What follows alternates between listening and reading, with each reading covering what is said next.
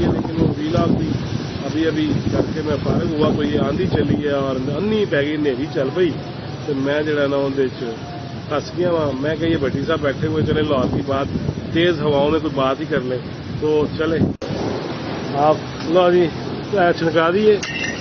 हाँ तो हाँ जी तो साहेब तुसी भी वीडियो ही बना रहे हो? जी जी। अच्छा जी, माहौल एकदम बदल नहीं गया? जी जी बिल्कुल, गर्मी की आज सारा दिन। की हाल में जनाब? जी जबरदस्त, सुनाओ। ठीक हो? खैरियत है? जबरदस्त।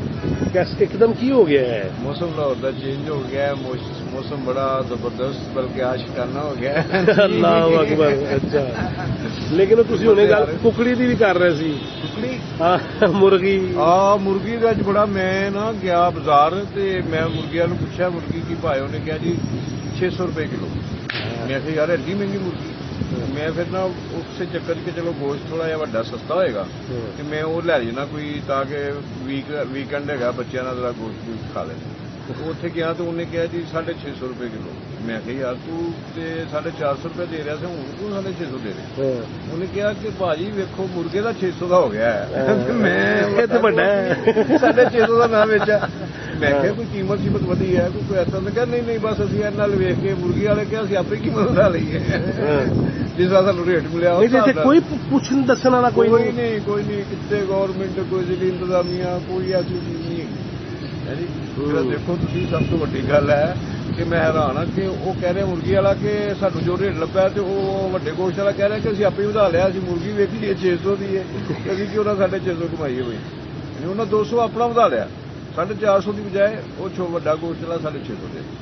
लेकिन महंगाई तो हर पासे है वे। महंगाई तो समझो कि जिहड़ी कीमत खरीद है ना वो साडे स्टेट को तबके की तकरीबन खत्म हो चुकी है। सिर्फ वो ही जिंदा है जिनको बहुत पैसे ने या बहुत बड़ा कारोबार। मैं नाल जरा हवावां भी दिखा दें तो नाल मैं जरा, अगर हवाओं की आवाज़ डेफिनेटली आ रही होगी और आंखों में माशाल्लाह काफ़ी रड़क महसूस होने लगी। हाँ जी तुसीं गल कर रहे थे वही। हाँ जी मैं गल कर रहा था कि महंगाई की, कि महंगाई इस तरह ही है, कोई चक्कर नहीं है कि कोई जिसका दिल करता ना कि मैं यह चीज़ इस भाव बेचनी है वो बेची जा। कोई आवाम की कीमत खरीद जी वो खत्म हो गई है, खास तौर पर लोअर जो मिडल क्लास तबका है वो। लंगर खाने नहीं बने? या अल्लाह अल्लाह मेरी तोबा, लंगर खाने बस लंगर खाने जोड़े बने ने वो लंगर खाने वाले भी लिस्टां बनिया होंदियां ने भाजी। अच्छा जी, इन्हें खानी है और कि तुम जाके आके वाओ, तुम हिसाब नहीं बड़े बड़े लंगर खाने जो आके वाओ नहीं देंगे, वो नहीं देंगे, लिस्टां बनिया उन्होंने देंगे ने। लेकिन किन्ना दी लिस्टां बनी? लिस्टां जेड़े लंगर खाने चलाते हैं उन्होंने यार सज्जन ते नंबर होर की पक्की गल है? हाँ हाँ पक्की लोहे तरोड़ का। अच्छा हाँ यार तुम एक मिनट गल दसो, तुम हिसाबी हो किन्ने बनाए बनिया लाहौर च 15-20 पनाह गावां बना। आओ तुम मैं मजांगी च लक्ष्मी चौक ते स्टेशन ते इधरों कोई तुहानू 100-200 बंदे इस टाइम भी पार्कों च फुटपाथों से सुते दिखा दे। जे ना दिखा सका तो मैनू कहना तू जर्नलिस्ट नहीं है या तू कोई ऐसा तेरा कोई व्यू नहीं है अवामी मसाइल के बारे में। यह पनाह गावां किहदे वास्ते चाहिए? जो बेचारे सड़कों से डिगे पे उन्होंने चुक के पनाह दी है कि ना कि जो पनाह गाह का इंचार्ज है वह कोई रिश्तेदार मुल्तानों आया हो या आया हो इतों गुलबर्ग तो कहन जी मुल्तानों आया है। लंगर खाने इस तरह चल रहे हैं, इस तरह में कोई इस तरह लंगर खाने या पनाह गावां इंज चल रही आम लोगों वास्ते नहीं है। मैं अगर झूठ बोल, चलो लंगर खाने अगर इस तरह चल रहे हैं, पाकिस्तान तो ठीक चल रहा है ना?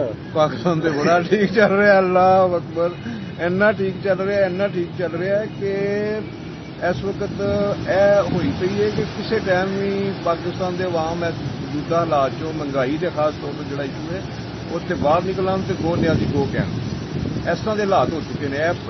एक लावा है जो अंदर अंदर पक रहा है, लोग सिर्फ इस करके बाहर नहीं निकल रहे कि लोगों को यह नहीं है कि असी बाहर निकलना अज की शाम की हांडी किस तरह पकेगी, वो तो मजदूरी करन जाएगा ना, क्योंकि नौकरी तो रही कोई नहीं। उन्होंने देखा कि 50 लाख नौकरियां देंगे, यकीन करो 1 करोड़ नौकरियां देंगे। इन्होंने कोई 5-6 करोड़ बंदा बेरोजगार कर छड़े अंदरों अंदर है। मैं कोई फिगर्स नहीं गल कर रहा कि मैं उत्थे सर्वे किया उत्थे सर्वे किया उत्थे सर्वे किया, लेकिन मैं जिस हालात च रोजाना गुजरना वा जाना वा आना वा ਬਾਜ਼ਾਰ ਜਾਣਾ ਵਾ ਇੱਧਰ ਉੱਧਰ ਦੇਖਣਾ, ਮੈਂ ਇੱਕ ਸਾਇੰਟੀਫਿਕ ਤੇ ਹਕਾਇਕ ਤੇ ਮਬਨੀ ਜਿਹੜੀ ਗੱਲ ਹੈ ਨਾ, ਮੈਂ ਕੋਈ ਸਰਵੇ ਦੀ ਗੱਲ ਨਹੀਂ ਕਰ ਰਿਹਾ, ਮੈਂ ਆਪਣੀ ਅੱਖਾਂ ਵੇਖੀ ਦੀ ਆਪਣੇ ਹੱਡ ਬੀਤੀ ਦੀਆਂ ਗੱਲਾਂ ਕਰ ਰਿਹਾ।